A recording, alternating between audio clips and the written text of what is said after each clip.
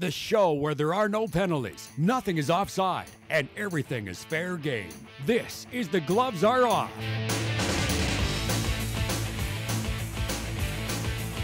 Welcome to The Gloves Are Off. I'm Moses Wilden. We got a great show for you. And before we get to the topics, guys, I want to say big props to Billy Johnson, who is the team president for the ECHL's Las Vegas Wranglers. He couldn't renew his building, or they couldn't renew the building they were going to play in for next season, so they're playing out of the hotel and casino, actually the top of the roof of a hotel and casino next season. Now, if we can only do that here in Lloydminster, how about that? It'd be a great attraction, don't you think? You're playing on top of the Days Hotel. Absolutely. I think there's room for it. Yeah, we'll talk to the manager. All right, sounds good. Well, Greg Buchanan, you'll have to do that for your Bandits. How's it going? Not too bad. Excellent, my co-host. And I'm pleased to be joined by Lloydminster Minor Ball President Kevin Cush. Now, I want to ask you a question. You're going to answer this with 100% absolute truth.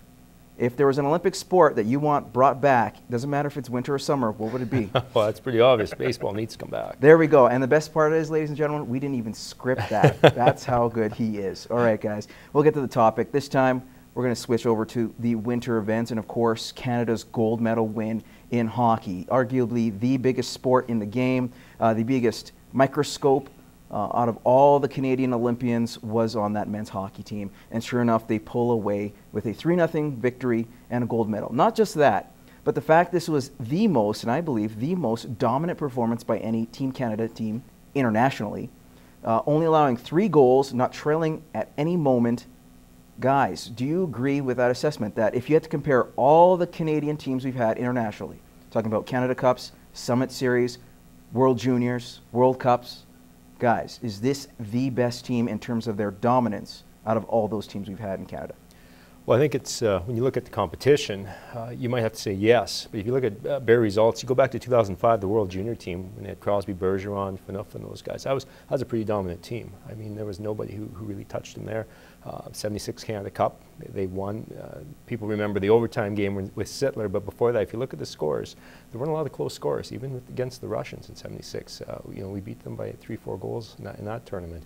So, but when you look at the level of competition here, you know, I think you might be right that this probably was the most dominant team. You know, it's funny in our country because in the early part of the Olympics, everybody's going, what's wrong? We're not scoring enough goals. We're not scoring enough goals. But we were shutting teams down.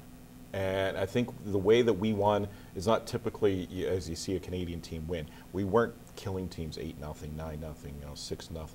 We were winning games by defense. And I think you win championships from the back end, from your goaltending, from your defense. And I think that's the reason why we beat the Americans. Our defense was just that more better than the Americans now. As for the best Canadian team ever, that Canada Cup team with Mario and Gretz, that's tough to beat that. And to compare Mario and Gretz to Sidney Crosby and Taves and.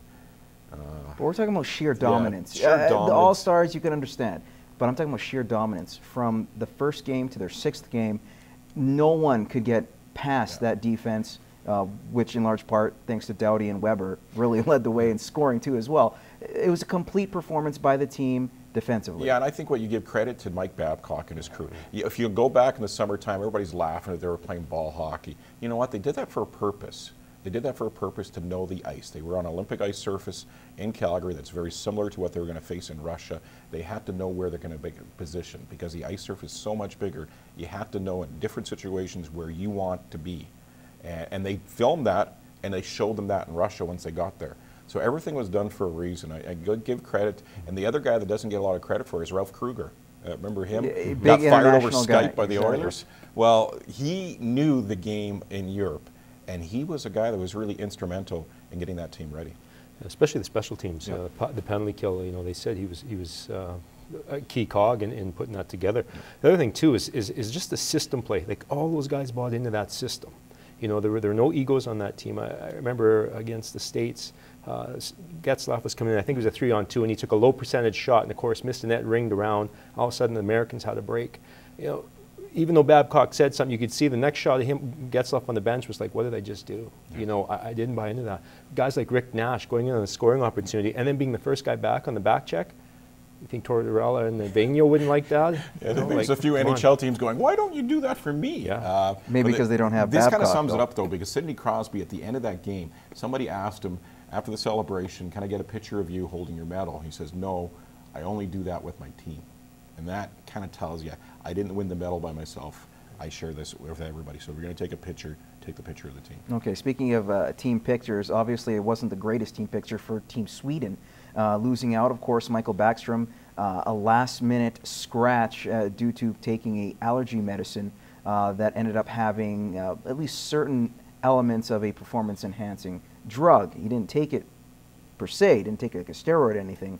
It was like more of like a Claritin, more of like allergy medicines that just happen to have an ingredient that's banned by the IOC. Now in 2010, Lubomir Visnovsky did get away with this because he said, look, I take this, this is what I do, and they listed it and reported it to the IOC, much like Nick Backstrom and the Swedish Hockey Federation. They did the exact same thing. However, Lubomir in 2010 was allowed to play, Backstrom was not. Do you feel that Sweden was wronged? And on top of that, with the injuries to Zetterberg and Henrik Sedin, would that gold medal game be a lot different than it was on Sunday without those three players in the lineup? You know, I guess the rules are laid out for a reason. I guess the one thing I don't understand is the discrepancy in terms of punishment for the players. Like you said, 2010 Visnovsky allowed to play. 2014 he wasn't allowed to play. And they did the reporting. They did absolutely, the exact same reporting was there. So I'm results. not sure why that was. So I do question that. Your second question with Sedin out, Zetterberg out. The one thing where I think Canada did really, really well also was in the face-off dot. You know, you control the puck in international hockey on that ice surface. You control the game off the face-off. It makes a big difference. I don't know if it had made that big of a difference. I think it had been a little bit in terms of maybe game planning. I bet you, was it Kruger off of Sweden probably wouldn't have saw as much ice because he seemed like to take every face-off for them for a while and had a little bit of success. But I mean, those are three big stars off the Swedish team. I wonder how it affected Sweden emotionally because it happened so in short order time before the game started. Yeah, you know what, and that's more than anything. It's not the fact that they were missing those players. It was the fact that Backstrom was taken out of their lineup that soon before the game.